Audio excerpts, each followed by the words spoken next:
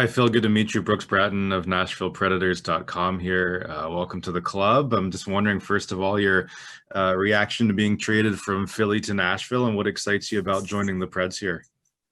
Yeah, thanks for having me. To be honest, I was a little shocked there when it happened a couple days ago, and I didn't really know what to think. I was kind of nervous, but I'm really excited for a fresh start, and I'm excited to meet the boys, see the city, and get started. All right, we'll go to Justin Bradford. Hi, Phil. Justin Bradford, Penalty Box Radio. So now you've a couple years into your career, you've made some connections. Did anybody from the Nashville Predators, in terms of the players, reach out to you after the trade, or do you have any connections with your future teammates as well? Yeah, I had Matt Benning reach out to me, Boro reached out to me, and just to welcome me to the squad, stuff like that. So it was nice to hear. I played with Fabs in the World Juniors there a couple of years ago as well. So I know him that way. I also played against a couple of the guys that are from the Q. So I know a couple of guys on the team, which is nice. And like I said, I'm just looking forward to get going here and to get settled in there in Nashville. Go to Sean Smith. Hey, Phil, this is Sean Smith. I write for On the Forecheck, part of SB Nation. The number 6 was last worn in Nashville by the former captain, Shea Weber. Just curious what went into your decision in choosing that number. Yeah, well, I personally wore 6 all through my junior career, and it's because my dad wore number 6 when he played hockey. To be honest, I didn't really think about who had worn it before. It kind of caught me off guard thereafter when I took it, but I have tons of respect for Shea, and he's one of the better D-men that ever played in the NHL. So it's an honor to be wearing his number, and that's just what went through my mind when I took the number. We'll go back to Brooks.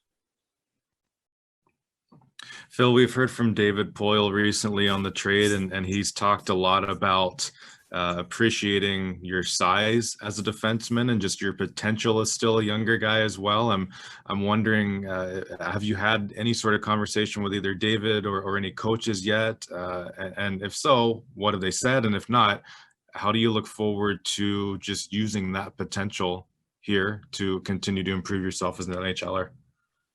Yeah, I talked to David the day of the trade. He said that he was busy, so I understand that they have a lot of things going on with the expansion draft and everything. So I told him to call me whenever he has a chance, and there's no rush.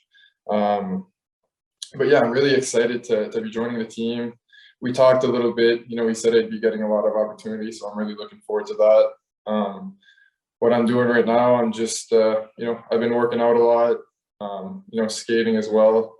So I'm trying to be really disciplined that way, just making sure I'm ready to go here for training camp. And yeah, I'm really, really excited to get going. Go to Justin again. I feel Justin Bradford again. So we've seen it with multiple players throughout the league when they go undrafted and they have a chip on their shoulder, and they really tend to respond to that. Do you feel like that's kind of how you play with a chip on your shoulder from being undrafted? And then Philly was able to discover you after those tries with different development camps and camps like that you were really able to respond to that opportunity?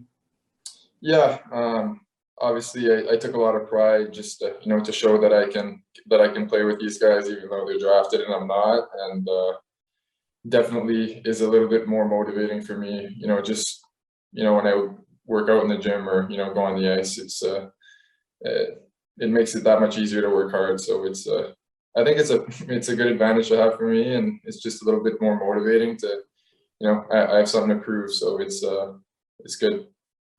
Brooks?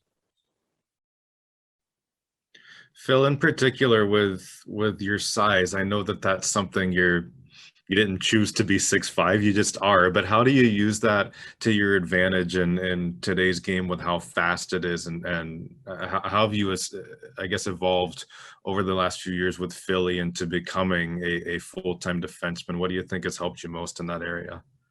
I think it's my reach and stick that's it's such an advantage just to be that tall and to be able to reach that far. So, personally, I just try to, be in guys' faces as much as I can, have a good gap, and you know, just play with my instincts and, you know, go from there. Just do the best I can every day, and you know, I'll be able to live with myself. So it's that's how I've been rolling for the past couple of years, and yeah. We'll do one more for Justin and one more for Brooks here. Then we'll wrap up. Go ahead, Justin. So Phil, in terms of Nashville, I mean, probably haven't had as much opportunity given to where you've been playing with Philly, and especially last year, not having the travel to where you get that one time in a city. What do you know about Nashville? What are you looking forward to experience about the city and the community itself? Yeah, I've never been to Nashville, but I know it's the country capital in the U.S. You know, I love country music. You know, I'm kind of a country boy, so I'm really looking forward to, you know, visiting the city. I've heard great things, and like I said earlier, I'm also excited to meet the boys and just, you know, get going. So I'm really motivated and excited coming into this year. You know, I feel good, no injuries, and you know, I'm just ready to go. All right, we'll close things out here. Go to back to Brooks. Go ahead. Phil, this is certainly the first time that you've been traded in your career. How do you deal with the process now in the next little bit? And I suppose about a month and a half, 2 months until training camp gets going. What does that next little bit look like for you as you continue to get prepared and then also prepare to move as well? Yeah, like I said, it kind of I was kind of in shock there the other day when I found out, and you know, I've been trying to stay off social media as much as I can, and, you know, just focus on what I can do to be ready for this season. Personally, I'm looking forward to the fresh start, you know, clean slate, and excited to meet everybody and to get going here.